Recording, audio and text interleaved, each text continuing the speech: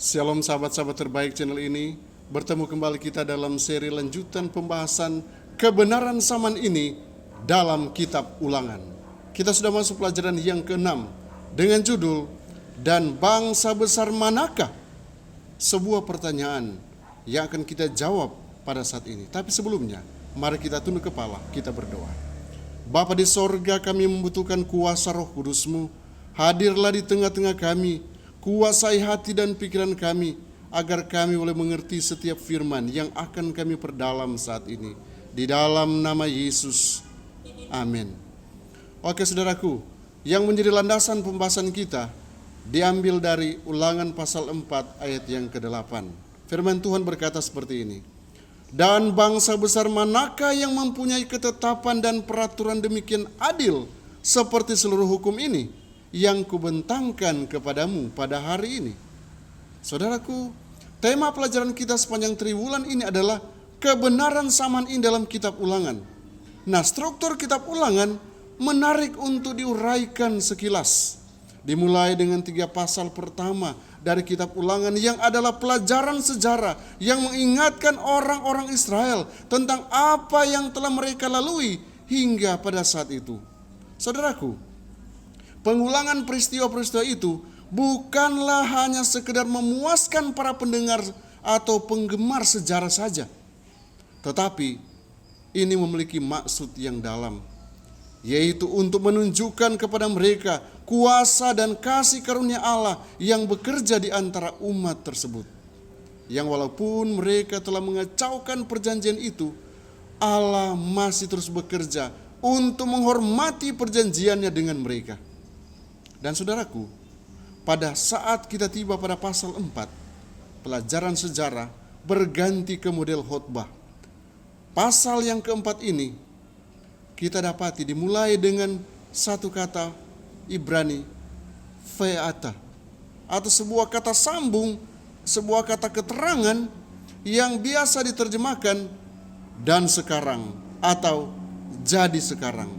Jadi kata fe'ata ini adalah tanggapan dari apa yang harus mereka lakukan ketika mereka melihat kembali perjalanan sejarah mereka di pasal terdahulu, pasal 1 sampai pasal yang ketiga. Itulah sebabnya kata kerja yang sama muncul, di mana diterjemahkan zama. Di kata kerja yang sama muncul kemudian, di mana kata kerja sama ini berulang-ulang kali muncul di dalam kitab Ulangan ini. Karena kata kerja sama, zama, dengan kata kerja yang digunakan dalam permulaan doa zema. Ini doa zema, Anda boleh buka dalam Ulangan pasal yang ke-6. Doa yang sangat terkenal untuk orang-orang Ibrani. Itu dengarkanlah, dengar atau turut. Ini sebuah kata kerja yang saya katakan terus diulang-ulangi di dalam pelajaran ini, yang memang diambil dari doa zema. Itu Zema Yisrael Adonai Eloheinu Adonai Ehad. Dengarlah hai orang Israel, Tuhan adalah Allah kita, Tuhan adalah satu. Ulangan pasal 6 ayat yang keempat. Poin pertama yang akan kita lihat, yang kita akan pelajari, yaitu jangan menambahi atau mengurangi. Ulangan pasal 4 ayat yang kedua berkata, janganlah kamu menambahi apa yang kuperintahkan kepadamu, dan janganlah kamu menguranginya. Dengan demikian kamu berpegang pada perintah Tuhan Allahmu yang kusampaikan kepadamu. Kita akan mengambil tempat Tuhan jika kita mencoba membuat hukum yang sempurna itu menjadi lebih sempurna. Apa maksudnya? Oh, dengan menambahkan atau mengurangkan sesuatu dari hukum itu. Saudara, sadar atau tidak, ketika Anda berkeinginan untuk menambah atau mengurang, itu adalah keinginan setan. Propagandanya selama pemberontakannya yaitu mempertahankan bahwa hukum itu tidak sempurna. Jadi harus ada perubahan yang mendesak. Nah lihat, ini yang setan coba buat dan bahkan sampai saat ini. Melalui sejarah, setan telah membujuk umat Allah untuk menambahkan aturan demi aturan di dalam hukum. Misalnya, dengan mencampur adukan kebenaran dan kebiasaan-kebiasaan kafir, menciptakan hukum-hukum baru, bahkan menegakkan tradisi di atas hukum. Ini yang terjadi saudaraku, dan ini adalah tujuan setan. keinginan setan untuk saya dan saudara. Dia bahkan mendorong mereka untuk menghapus perintah seperti ada hukum kedua atau menyembah kepada patung saja. Umat Allah telah menderita akibat setiap peristiwa itu. Anda boleh buka juga dalam sejarah umat manusia. Ternyata setan berusaha untuk memutarbalikkan hukum supaya umat-umatnya terkecoh dan jatuh ke dalam jebakannya. Jangan menambahi, jangan mengurangi, karena hukum Allah itu sempurna. Kemudian poin selanjutnya itu Baal Peor. Ulangan 4 ayat yang ketiga.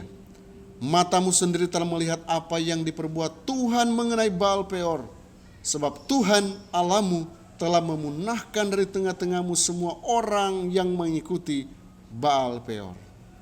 Saudara, mencoba untuk mengubah hukum memiliki konsekuensi, dan secara terbuka melanggarnya memiliki juga konsekuensi.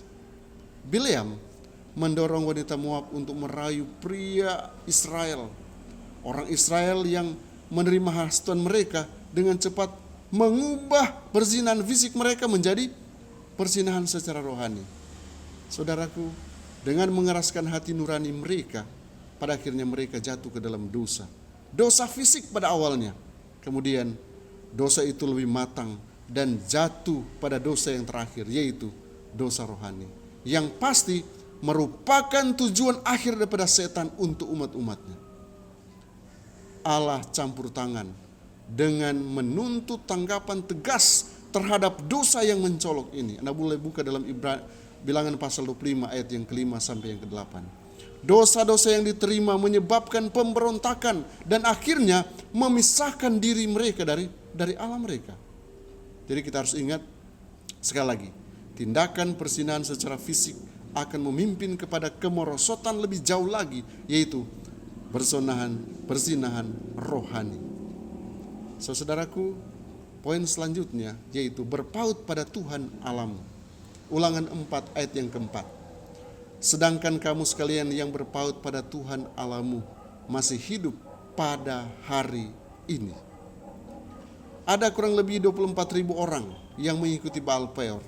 Tetapi Musa, dia perkenalkan juga ada orang-orang yang mengikuti dengan sungguh-sungguh ketetapan Tuhan.